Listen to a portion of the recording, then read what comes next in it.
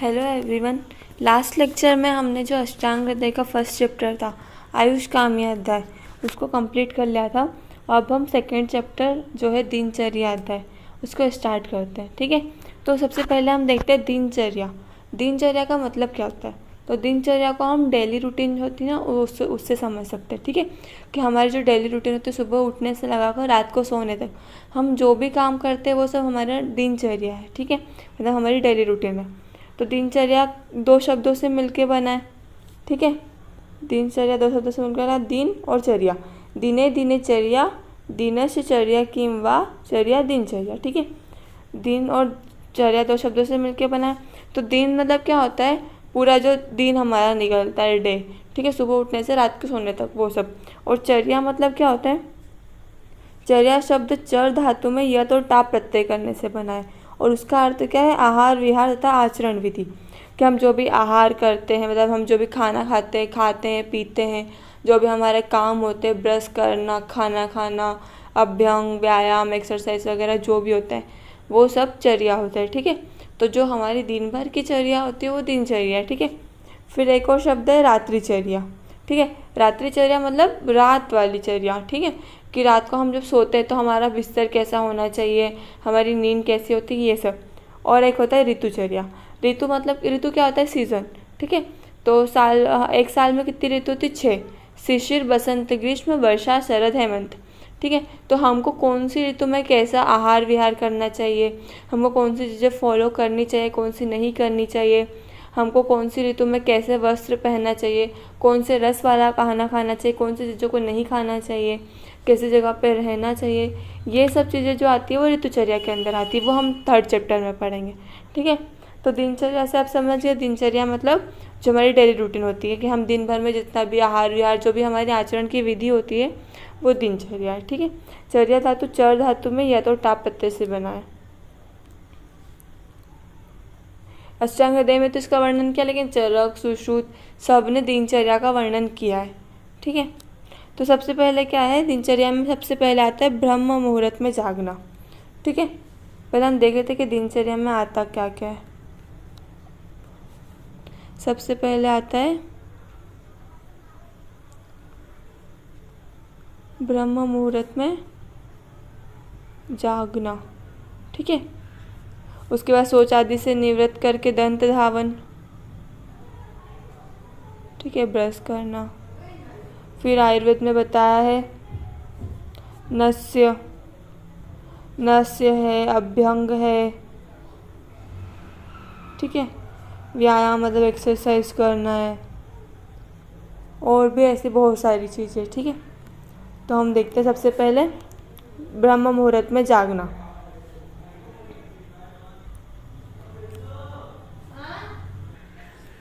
तो ब्रह्म मुहूर्त में जागना मतलब ब्रह्मे मुहूर्त उत्तिष्ठेत स्वास्थ्य रक्षार्थम आयुष्यम। ठीक है, कि जो भी व्यक्ति है, मतलब जो भी पुरुष है, स्त्री है, जो भी है, जिनको अपनी आयु की रक्षा करनी है तो उन्हें प्रातःकाल ब्रह्म मुहूर्त में उठना चाहिए, मतलब उन्हें जल्दी उठना चाहिए। तो अब ब्रह्म मुहूर्त से हम क्या समझते हैं कि ब्रह्म मुहूर्त कौन सा टाइम होगा? तो रात्रि के पिछले प्रहर की 2 घड़ी। ठीक है, मतलब जो रात में कितने पहर होते हैं? हमारे पूरे दिन भर में 8 पहर होता है। ठीक है, तो जो रात का सबसे लास्ट पहर होता है उसकी भी जो 2 घड़ी होती है ना उसको ब्रह्म मुहूर्त बोलते हैं। ठीक है, और क्या लिखा है? रात्रि का 14वां मुहूर्त। ठीक है, मुहूर्त क्या होता है? एक मुहूर्त में 48 मिनट होता है। ठीक है, तो रात्रि का 14वां मुहूर्त ब्रह्म मुहूर्त है। मतलब ऐसे बोल सकते हैं कि जो 4 बजे से 6 बजे का टाइम होता है ना, या फिर 4:45 से 5:15 बजे का टाइम, वो स्पेशली ब्रह्म मुहूर्त है।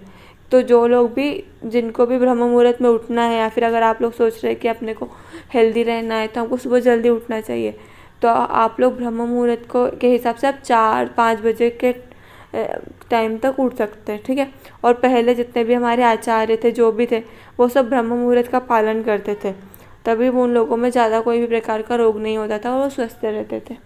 ठीक है, तो ये हो गया ब्रह्म मुहूर्त उत्तिष्ठेत स्वास्थ्य रक्षार्थम आयुष्यम। क्योंकि आजकल जब हम सेडेंटरी लाइफ स्टाइल फॉलो कर रहे हैं तो रात को देर तक जागना, सुबह लेट उठना, इन सब से बहुत सारी डिसीज़ हो रही है। तो इसलिए ब्रह्म मुहूर्त में उठना उन लोगों ने उस टाइम में बता दिया था कि अगर आपको हेल्दी रहना है तो सुबह जल्दी उठना पड़ेगा। उसके बाद आता है दंत धावन, दंतवन मतलब ब्रशिंग करना। ठीक है। शरीर चिंता निवृत्त्यम कृत सोच विधिस्थितम मतलब उठते ही शरीर की चिंता से निवृत्त हो, मतलब मैं उठने योग्य हूँ या नहीं ऐसा विचार करके फिर सोच आदि विधि से निवृत्त होते हैं और उसके बाद में फिर दंत धावन करते हैं। ठीक है। अब मतलब उठने का विचार करना मतलब ऐसे बोल सकते हैं कि अगर वो उसके कुछ रोग हो रहा है, उसके शरीर में कुछ विकृति हो रही है, वो उठने के लिए सक्षम नहीं है तो फिर वो नहीं उठेगा। तो ये सब विचार करके उसके बाद में मल मूत्र आदि का त्याग करके और फिर ब्रशिंग करना चाहिए, दंतवन करना चाहिए।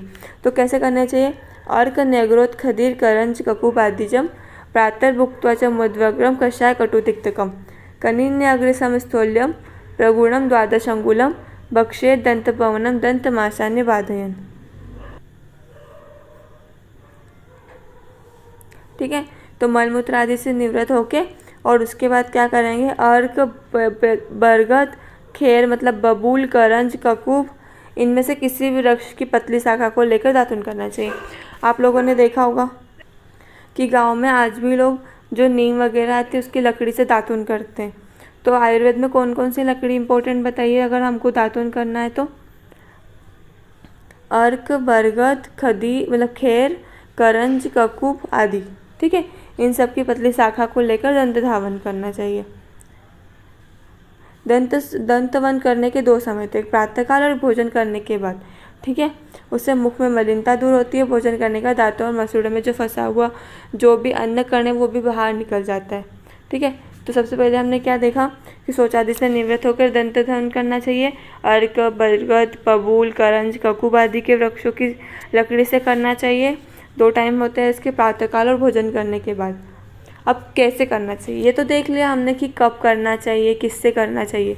अब कैसे करना चाहिए तो क्या है? दंतवन के अगले भाग को दांत से चबाकर अथवा कूटकर मुलायम कर लेना चाहिए। ठीक है।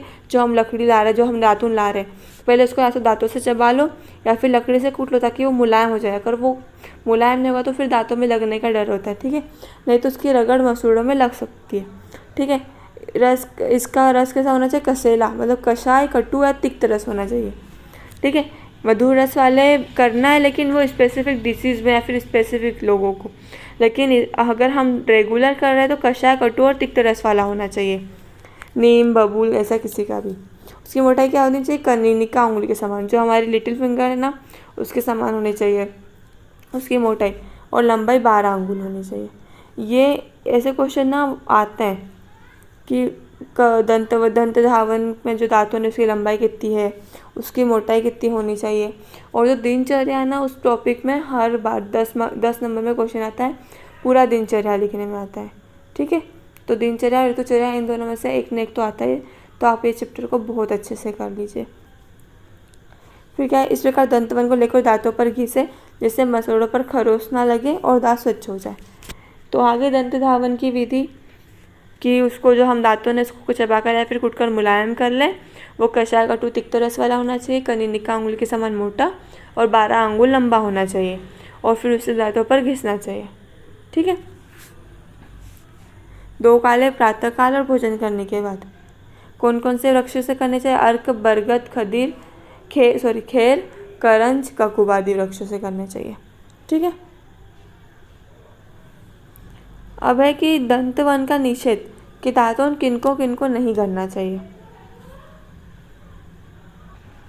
किन किन को नहीं करना चाहिए? दंतवन मतलब ब्रशिंग न दद्यात अजीर्ण वमतु श्वास काश ज्वरार्दित तृष्णा आश प्राकरहन नेत्र शीर कर्णमयी चतक। मतलब अजीर्ण होने पर, अजीर्ण मतलब इंडाइजेशन, सर्दी मतलब वॉमिटिंग, श्वास रोग मतलब जिनको डिस्निया वगैरह हो रहा है, काश कफिंग, ज्वर फीवर, अर्दित मतलब फेशियल पाल्सी, तृषा मतलब क्या हो रहा है उनको प्यास नहीं लग रही है। ठीक है। और मुखपाक हो रहा है, स्टेमेटाइटिस, हृदय रोग है, हार्ट डिजीज है, नेत्र रोग है, शिरो रोग है, फिर कर्ण रोग, इन सब में क्या नहीं करना चाहिए? दंत धावन नहीं करना चाहिए। ठीक है। और अष्टांग हृदय में ये नहीं बताया जीवा निर्लेखन, लेकिन चरक, सुश्रुत, वाग, अष्टांग संग्रह सब ने बताया है कि दंत धावन के बाद ना जो हम कहते हैं ना टंग क्लीनर, वैसे होता है कि एक जीभ को साफ करने के लिए सोने चांदी आदि की जीभ भी बनाई जाती है। ठीक है, जो हमारा टंग क्लीनर आता है वैसे ही पहले लकड़ी सोने चांदी की बनाते थे, आजकल तो तांबा और स्टील की बनाई जाती है।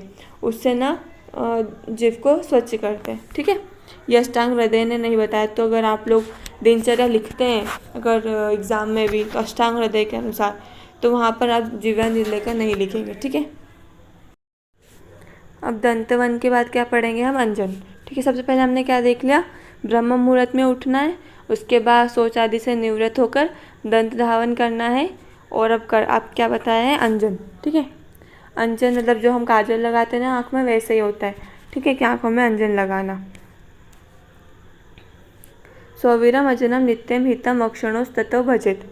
मुख शुद्धि करने के बाद प्रतिदिन सौवीर अंजन को आँखों में लगाना चाहिए। ठीक है, तो जिस अंजन को प्रतिदिन लगाते हैं ना उसको सौवीर अंजन बोलते हैं, और ये आँखों के लिए हितकर है। ठीक है, अगर हमारी आँखों में कोई रोग नहीं हो, हमको आँखों को अच्छा बनाए रखना है, तो हमको प्रतिदिन मुख धोने के बाद हमको अंजन लगाना चाहिए। कौन सा? सौवीर अंजन।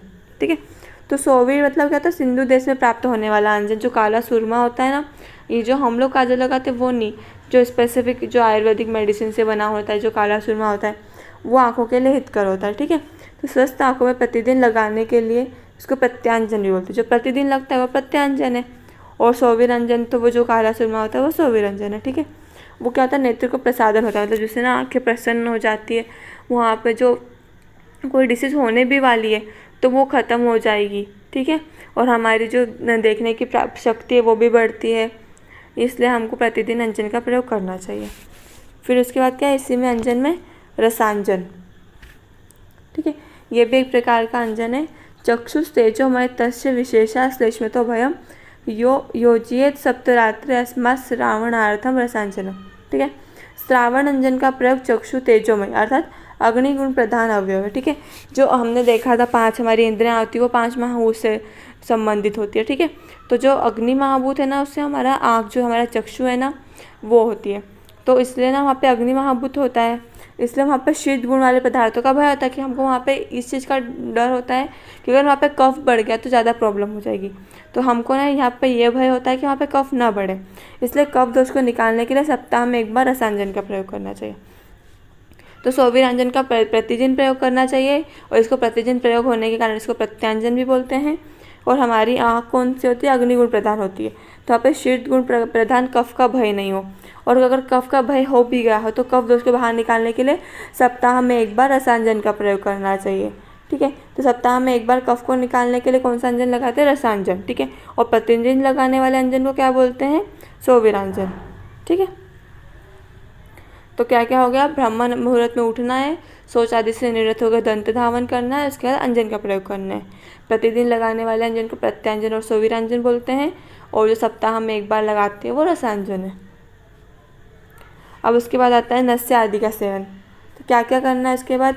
अंजन के बाद नस्य, गंडूष, धूम्रपान और तांबुल का सेवन करना। ठीक है, ततो नावन गंडूष धूमपान तांबुल भाग भवे। ठीक है, तो नस्य क्या होता है?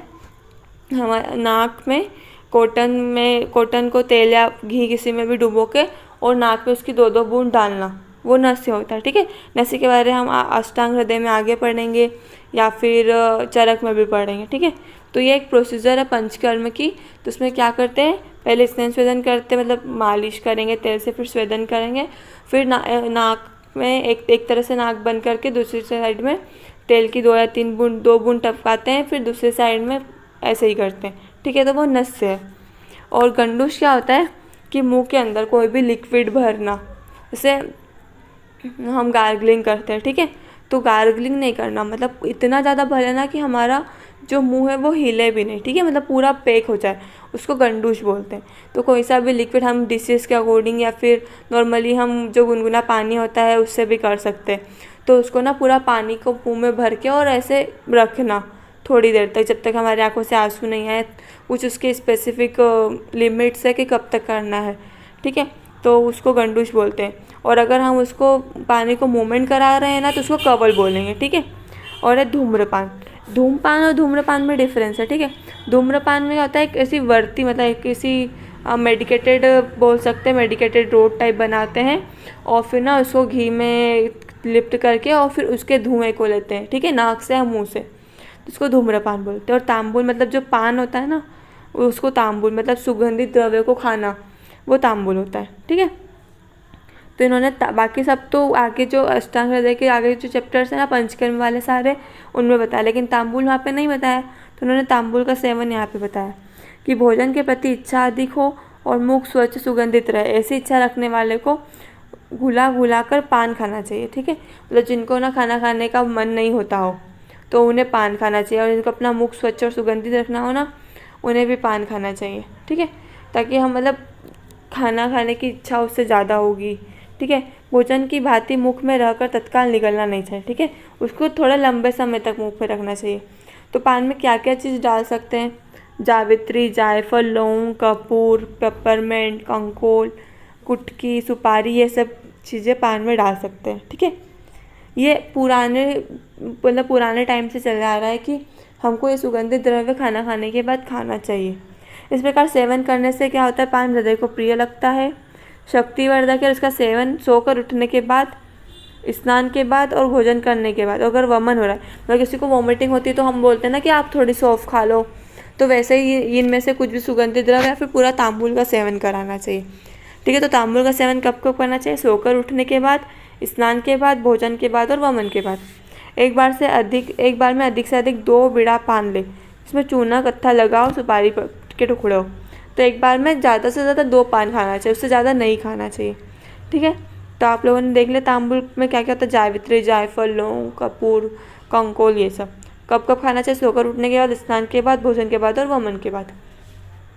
तो क्या क्या देख लिया हमने? ब्रह्म मुहूर्त में उठना है, उसके बाद शौचादि से निवृत्त होकर दंत धावन करना है, फिर उसके बाद क्या करना है? अंजन लगाना है, फिर नस्य, धूमपान, गंडूश और तांबुल का सेवन करना है, ठीक है। विशिष्ट अवसर, स्पेसिफिक और भी कुछ टाइम होगा जिसमें हमको तांबुल का सेवन करना चाहिए, जैसे राज सम्मान में, विधवत सम्मान, रतिकाल, युद्ध आदि के जाते समय इसका सेवन विशेषकर करना चाहिए। अन्य अवसर में भी कर सकते हैं, मतलब कुछ सभा चल रही है, कुछ लोग मिल रहे हैं, या फिर रतिकाल में, या फिर युद्ध के जाते समय, मतलब अगर कोई लड़ने जाता है तो उसको पान खिलाते हैं, ठीक है। तो और नॉर्मली भी खा सकते हैं, लेकिन ये स्पेसिफिक है कि इस टाइम पे खाना चाहिए। फिर उसकी सेवन विधि कि उसको कैसे खाना चाहिए। हमने ये देख लिया कि कब खाना चाहिए, उसमें कौन कौन सी चीज़ें डलेगी, लेकिन उसको बनाए कैसे, उसको खाए कैसे। तो पान के जड़ की डंडी और आगे का भाग काट लेना चाहिए, फिर उसमें चूना कत्था लगाकर सुपारी आदि जो भी हमने मसाले देखे, जायफल, जावित्री, लौंग, कपूर, ये सब, उसको डाल के और मुख में लें। पहली पिक को थूक कर फिर उसका रसपान करें, ठीक है। तो पहली पिक को ना थूकना चाहिए, ठीक है। ऐसा बताया गया है कि ये जो तांबुल है ना, उसका पहली पिक का विष के समान होती है, ऐसे उसकी पहली पिक का सेवन नहीं करना चाहिए, ठीक है। ये हो गई तांबुल सेवन की विधि। अब तांबुल सेवन का निषेध कि किन किन को तांबुल का सेवन नहीं करना। जैसे हमने दंत धावन में देखा था कि अजीर्ण वाले को, सर्दी, ज्वर, इन सबको नहीं करना चाहिए।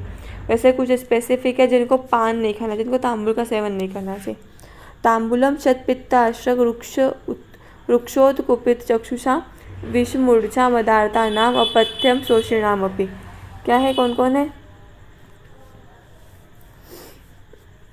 शत और उरस से पीड़ित, मतलब जिनको शत मतलब क्या होता है? कुछ इंजुरी, और उरसित मतलब थोरेक्स में कोई इंजुरी हो गया। पित्त विकार, रक्त विकार, इन सब से पीड़ित, रुक्ष शरीर वाले, नेत्र रोगी, विष विकार, मूर्छा और मदात्य और शोष, मतलब जितने भी उष्ण वाली चीज़ें हैं ना, जैसे पित्त विकार है तो पित्त बड़ा होगा, रुक्ष रोगी है, विष वाले, मूर्छा, मदात्य, ये सब रक्त और पित्त की दृष्टि वाले मैक्सिमम, अगर हम ओवरऑल समझे तो इन सब में नहीं खाना चाहिए, क्योंकि कहीं ना कहीं इन सब में ना थोड़ा सा उष्णता होती है, ये उष्ण वीर्य वाली हो जाती है, तो उससे ना इन डिसीज़ के और ज़्यादा बढ़ने का भय रहता है, ठीक है। तो इसलिए इन सब डिसीज़ में नहीं खाना चाहिए तांबुल। अब उसके बाद क्या करते हैं? तांबुल सेवन के बाद अभ्यंग करते हैं। अभ्यंगम आचर्य नित्यम स जरा श्रम वातः दृष्टि प्रसाद पुष्टायु स्वप्न सुत्वक्त्व डारेकृत। क्या होता है? प्रतिदिन अभ्यंग या मालिश करना चाहिए, क्योंकि क्या होता है उससे जरा मतलब बुढ़ापा, श्रम, थकावट और वात विकार नष्ट होते हैं, ठीक है। तो प्रतिदिन अभ्यंग करना चाहिए, उससे बुढ़ापा नहीं आता, थकावट दूर होती है और वात विकार भी दूर होते हैं। ठीक है। दृष्टि स्वच्छ होती है, मतलब हमारी आंखें बहुत अच्छे से काम करने लगती है, शरीर का पुष्ट होती है, शरीर पुष्ट होता है, आयु बढ़ाती है, गंभीर नींद आती है, त्वचा में सौंदर्यता आती है और मांसपेशियाँ दृढ़ और सुडौल होती है। ठीक है।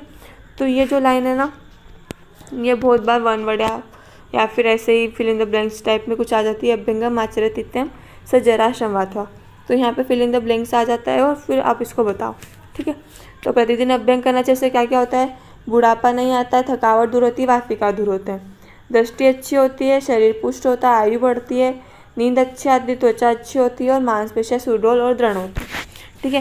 क्योंकि अभ्यंग हम तेल से करेंगे और तेल ना वात शमन करने वाली चीज़ों में सबसे श्रेष्ठ है। और तो हमारी बॉडी का जितना अच्छे से स्नान होगा, हमारी बॉडी में ड्राइनेस रुक्षता उतनी कम होगी और हमारे जो स्किन है वो भी अच्छी होगी, हमारी मसल्स स्ट्रॉन्ग होगी, नींद अच्छी आएगी। इसलिए प्रतिदिन अभ्यंग करना चाहिए।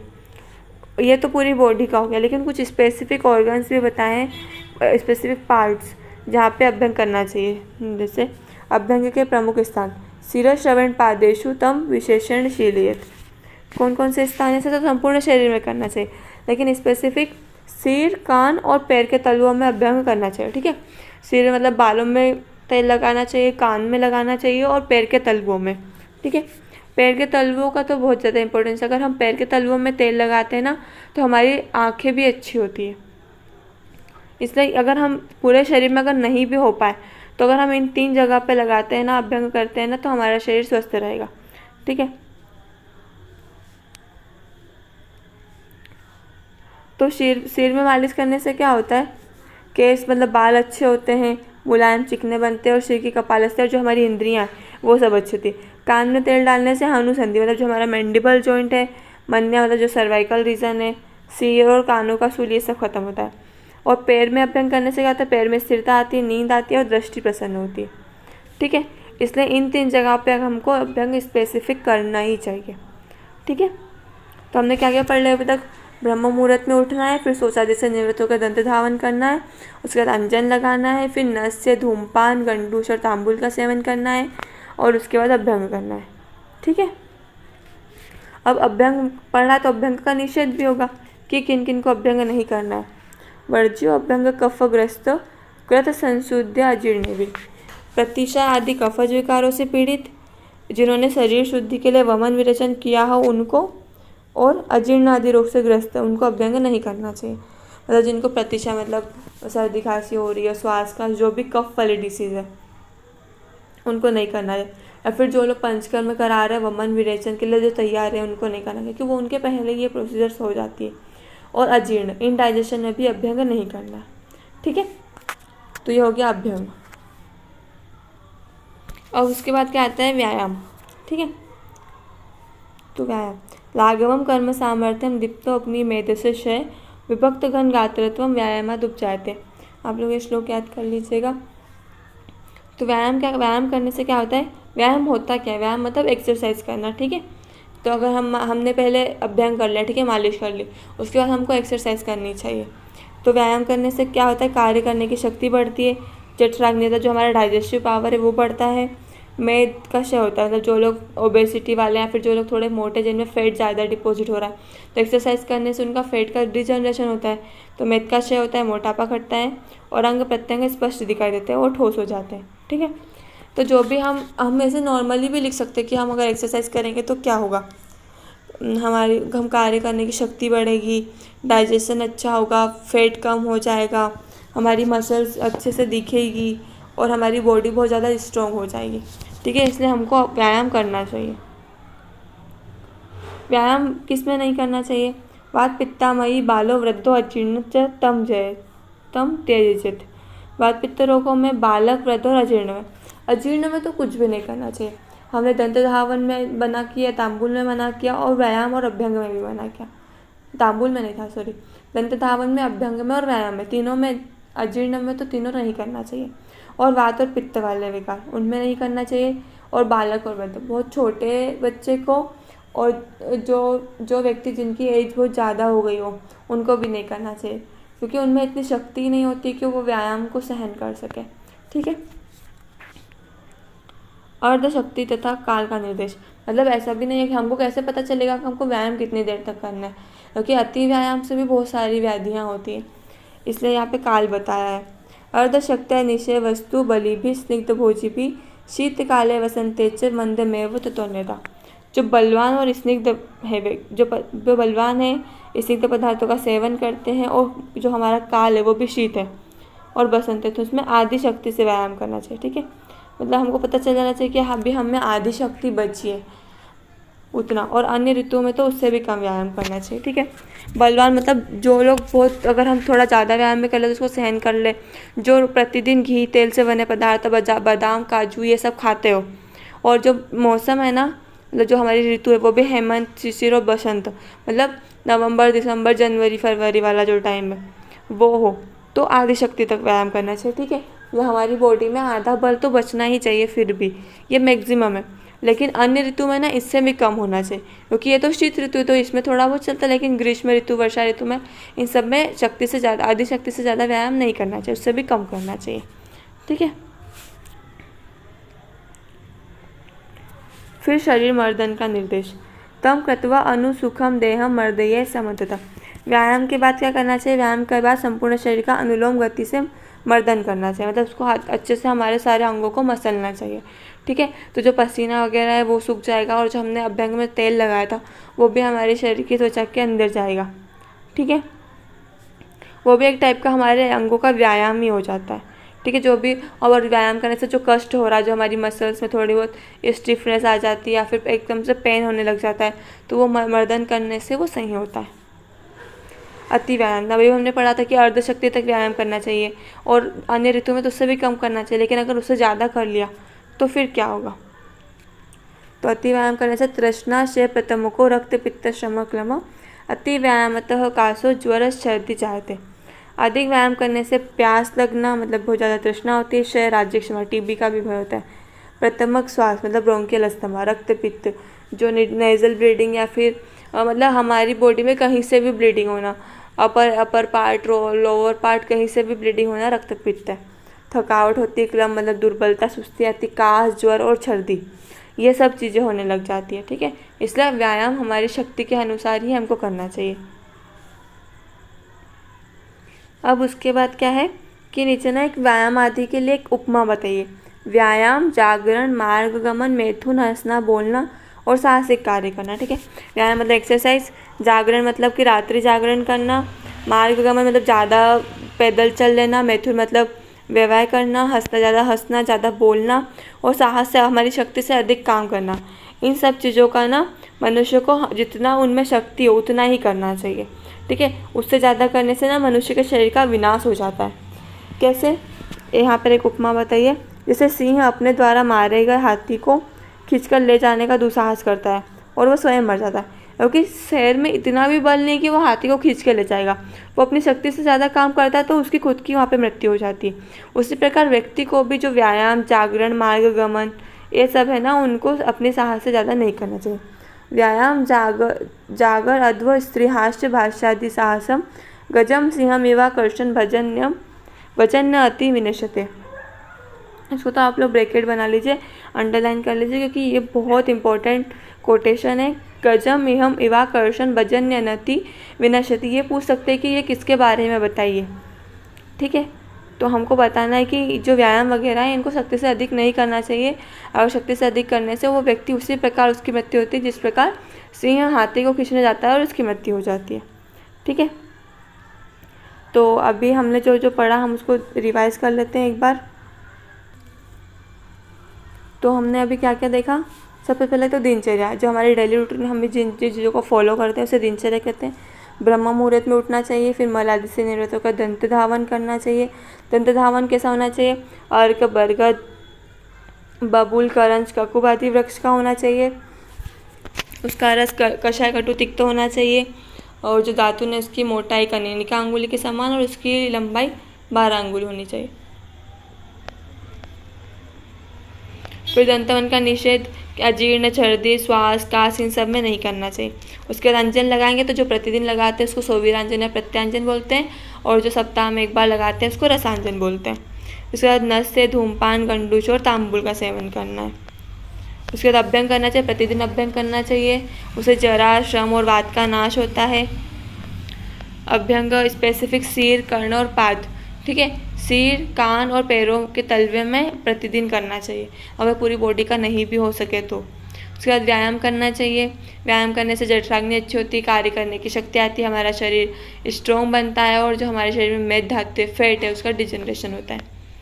व्यायाम आधी शक्ति तक करना चाहिए, ठीक है। ये भी ऑब्जेक्टिव में आता है कि व्यायाम कितना करना चाहिए, तो व्यायाम अर्ध शक्ति तक करना चाहिए, ठीक है। और हेमंत, शिशिर और बसंत ऋतु में और अन्य ऋतु में तो उससे भी कम करना चाहिए। उसके बाद व्यायाम करने के बाद शरीर में मर्दन करना चाहिए। और अगर व्यायाम हमने शक्ति से ज़्यादा कर लिया तो हमारे शरीर में तृष्णा, क्षय, प्रतमक, श्वास, रक्त, पित्त आदि रोग हो सकते हैं। शक्ति से अधिक व्यायाम करने से क्या हानि होती है, तो शक्ति से अधिक व्यायाम आदि नहीं करना चाहिए, उससे व्यक्ति का नाश हो जाता है, तो उसके शरीर का नाश हो जाता है, उसकी मृत्यु भी हो सकती है। इसलिए उसको ना व्यक्ति को व्यायाम अपनी शक्ति से अधिक नहीं करना चाहिए। वो व्यक्ति किस प्रकार मरता है, जिस प्रकार सिंह हाथी को खींचने जाता है और उसकी मृत्यु हो जाती है, ठीक है। तो आज का लेक्चर हम यहीं पे एंड करते हैं। आप लोगों को अगर कोई डाउट हो तो कमेंट सेक्शन में पूछ सकते हैं। आप चैनल को सब्सक्राइब कीजिए, लाइक कीजिए और शेयर कीजिए। Thank you.